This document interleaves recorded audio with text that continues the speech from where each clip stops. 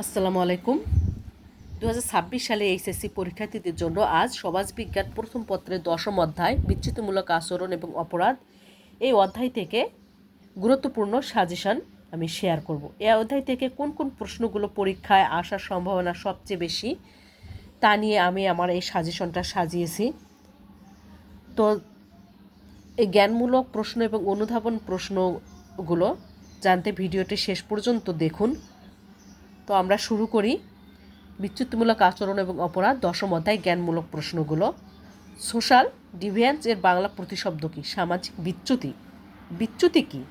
বিচ্যুতি হলো এক ধরনের অস্বাভাবিক ও অনাকাঙ্ক্ষিত আচরণ। অপরাধ কাকে বলে? সামাজিক মূল্যবোধ পরিপন্থী বা রাষ্ট্রীয় আইন পরিপন্থী কাজকে অপরাধ বলে। একজন অপরাধ বিজ্ঞানীর নাম লেখো। একজন অপরাধ বিজ্ঞানী হচ্ছে E.H. সাদারল্যান্ড। বিচ্যুত আচরণ কী? বিচ্যুত আচরণ হলো যেগুলো সামাজিক প্রত্যাশাকে নিশ্চিত করতে পারে না, সেগুলো হচ্ছে বিচ্যুত আচরণ। কিশোর অপরাধ কী? সাধারণত 7 থেকে 16 বছর বয়সের কিশোরীদের দ্বারা সংগঠিত আইন ও সমাজবিরোধী কার্যাবলীকে কিশোর অপরাধ বলে। সংগঠিত অপরাধ কী? সাধারণত যে অপরাধ বহু ব্যক্তির সমন্বয়ে গঠিত হয় তাকে সংগঠিত অপরাধ বলে। অনুকরণই অপরাধের জন্য দায়ী। উক্তিটি কার? এই উক্তিটি করেছেন মনোবিজ্ঞানী গাব্রিয়েল টার্ডে। এই গেল মোটামুটি আমাদের গুরুত্বপূর্ণ জ্ঞানমূলক প্রশ্ন। অনুধাবনমূলক প্রশ্নগুলো হচ্ছে যে মূল্যবোধ বিরোধী আচরণ বলতে কী বুঝো? মূল্যবোধ বিরোধী আচরণ মূলত বিচ্যুত আচরণকে বলে, যেটা বিচ্যুতি আচরণ হচ্ছে এই ধরনের অস্বাভাবিক ও অনাকাঙ্ক্ষিত আচরণ যা সমাজ আকাঙ্ক্ষা করে না বা সমাজ যা আশা করে না, এটাই। আর চুরির অভিপ্রায়কে অপরাধ বলা যায় কি? ব্যাখ্যা করো।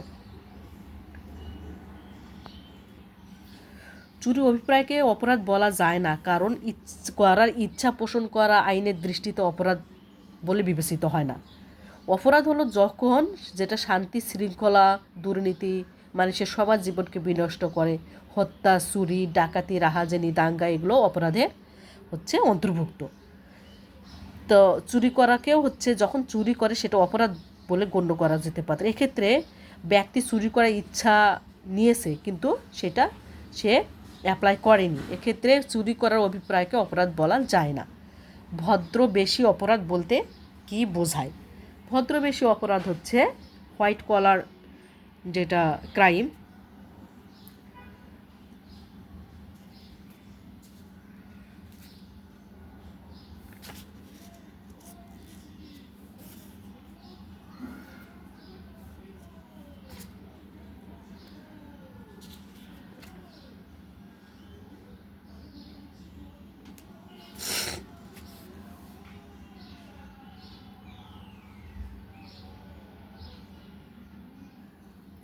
ত্রুটিপূর্ণ শিক্ষা ব্যবস্থা কিভাবে অপরাধের সাথে জড়িত, ব্যাখ্যা করো। ত্রুটিপূর্ণ শিক্ষা ব্যবস্থা অপরাধের সাথে জড়িত কারণ সুষ্ঠু শিক্ষার অভাবে হচ্ছে একটা শিশু, যেহেতু শিশুরা সমাজ বিরোধী, ত্রুটিপূর্ণ শিক্ষা ব্যবস্থা হলে শিশুরা সমাজ বিরোধী হয়ে ওঠে। শিক্ষা প্রতিষ্ঠানে বিভিন্ন পরিবেশ থেকে শিশুরা আসে, ফলে তাদের মধ্যে বিভিন্ন ধরনের নীতি নৈতিকতা মূল্যবোধ থাকতে পারে। আর এই নৈতিকতা এবং মূল্যবোধের সংঘাত হতে পারে। এই কারণে মানসিকভাবে বিপর্যয়ের শিকার শিশুরা একসময় অপরাধের সাথে জড়িয়ে পড়ে। 6 নম্বর, শিক্ষককে সালাম না দেওয়া কি অপরাধ? বুঝিয়ে লেখো। শিক্ষককে সালাম না দেওয়া অপরাধ না, এটা হলো বিচ্যুতিমূলক আচরণ। কারণ বিচ্যুতিমূলক আচরণ হচ্ছে অস্বাভাবিক ও অনাকাঙ্ক্ষিত, অর্থাৎ এই ধরনের আচরণ হচ্ছে রাষ্ট্রীয় আইন পরিপন্থী কাজ হলো অপরাধ।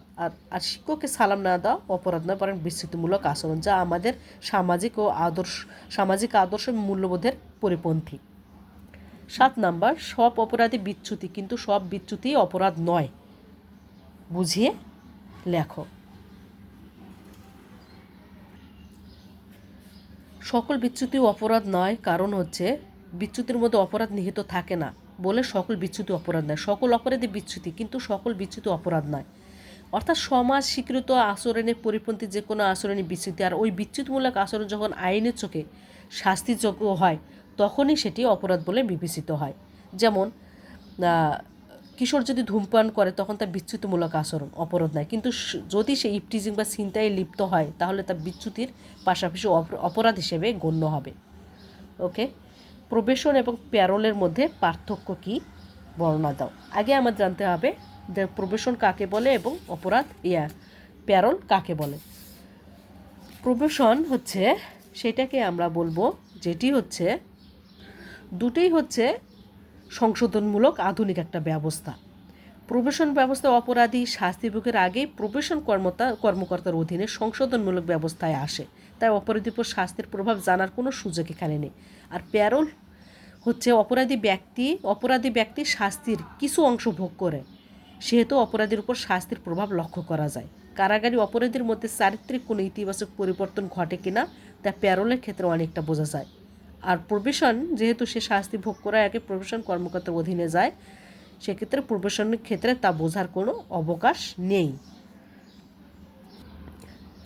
9 নম্বর কোশ্চেন হচ্ছে অপরাধ দমনে গণমাধ্যমের ভূমিকা কি বর্ণনা করো। গণমাধ্যম একটি শক্তিশালী এবং কার্যকর প্রচার মাধ্যম। গণমাধ্যমে প্রচারিত খবর, অনুষ্ঠান, চলচ্চিত্র ইত্যাদির মাধ্যমে মানুষকে খুব সহজেই অপরাধ প্রবণতা থেকে ফিরিয়ে রাখা যায়। সঠিক তথ্য প্রচারের মাধ্যমে অপরাধের মাত্রা কমিয়ে আনা সম্ভব। এছাড়া সুষ্ঠু বিনোদনমূলক অনুষ্ঠান প্রচারের মাধ্যমেও কিন্তু নির্মল বিনোদন ছড়িয়ে দেওয়া যায় এবং অপরাধ প্রতিরোধে তা সহায়তা করে থাকে। তোমাদের এই 10ম অধ্যায়ের অবশ্যই এখান থেকে সৃজনশীল কোশ্চেন আসে, অতএব খুব ইম্পর্টেন্ট, এবং এই কোশ্চেন ইনশাআল্লাহ তোমরা এই জ্ঞানমূলক অনুধাবনগুলো কোশ্চেনগুলো পড়লেই অ্যান্সার করতে পারবে ইনশাআল্লাহ। আজকে এ পর্যন্তই। আল্লাহ হাফেজ।